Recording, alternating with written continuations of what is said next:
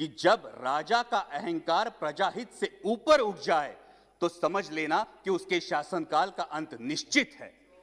Sir, आज बेटा सियाचिन में -डिग्री सेल्सियस में देश की रक्षा कर रहा है और उसका 70 साल का बूढ़ा बाप दिल्ली की सरहदों पर अपने हक के लिए कड़ाके की सर्दी में आंदोलन कर रहा है, तो किस मुंह से बोलेंगे जय जवान जय किसान?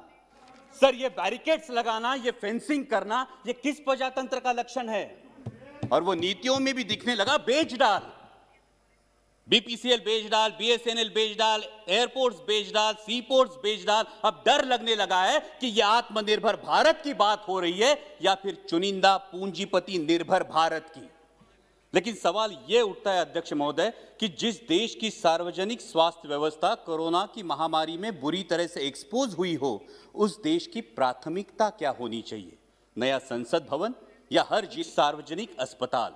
माननीय राष्ट्रपति जी ने अपने अभिभाषण में सरकार की कई सारी उपलब्धियों का उल्लेख किया और मैं उन उपलब्धियों के लिए सरकार का अभिनंदन करना चाहूँगा जिनका लाभ अंतिम पंक्ति में खड़े अंतिम व्यक्ति तक पहुँचा हो।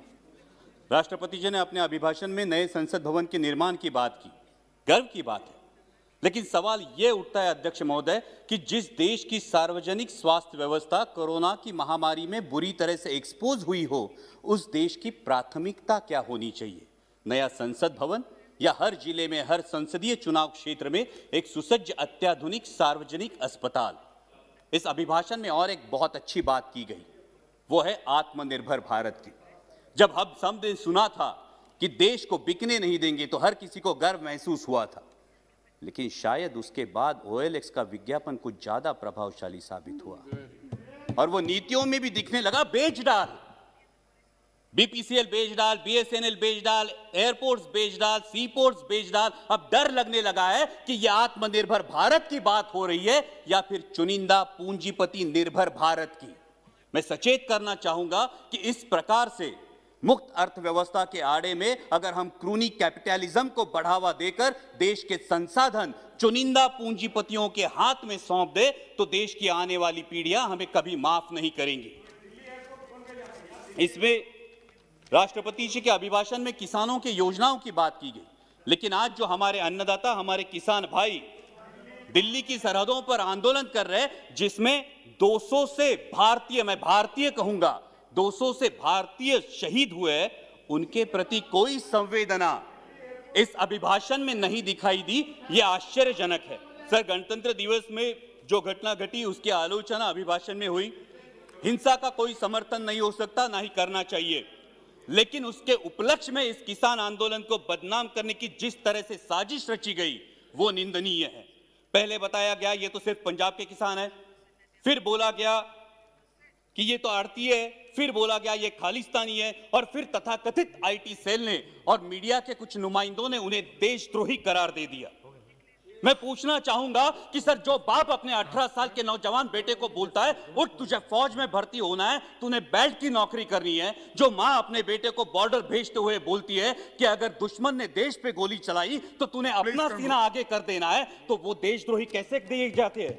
सर, आज बेटा सियाचिन में -डिग्री सेल्सियस में देश की रक्षा कर रहा है और उसका 70 साल का बूढ़ा बाप दिल्ली की सरहदों पर अपने हक के लिए कड़ाके की सर्दी में आंदोलन कर रहा है, तो किस मुंह से बोलेंगे जय जवान जय किसान?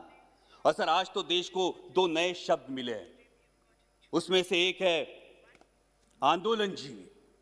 मैं शुक्रगुजार हूं इस शब्द के लिए, कारण महाराष्ट्रातले भाजपचे नेते सतत उठसूट आंदोलन करत होते, त्यांना काय म्हणायचं ते आम्हाला या शब्दामुळे कळलं।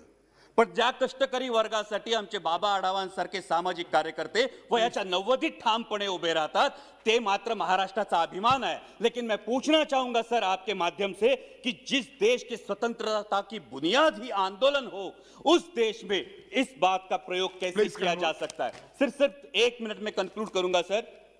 यहां पे कई माननीय सदस्य बोलते हुए उन्होंने परराष्ट्र में जिन्होंने अच्छी बात की उसकी सराहना की, लेकिन ये कैसी विडंबना है सर, जब ब्राजील के राष्ट्राध्यक्ष संजीवनी की उपाधि देंगे तो हम खुश होंगे, जब अमेरिकी पूर्व राष्ट्राध्यक्ष हाउडी मोदी बोलेंगे तो हम तालियां बजाएंगे, और जब कोई विदेशी मानवता के दृष्टिकोण से किसान आंदोलन पर टिप्पणी करेगा तो फिर वो फॉरेन डिस्ट्रक्टिव आइडियोलॉजी हो जाती है।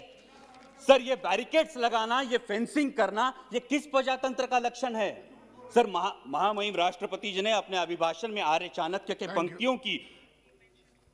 पंक्तियों का उल्लेख किया, लेकिन मैं इस सदन को बताना चाहूंगा कि उन्हीं आर्य चाणक्य ने यह भी बताया है कि जब राजा का अहंकार प्रजाहित से ऊपर उठ जाए तो समझ लेना कि उसके शासनकाल का अंत निश्चित है।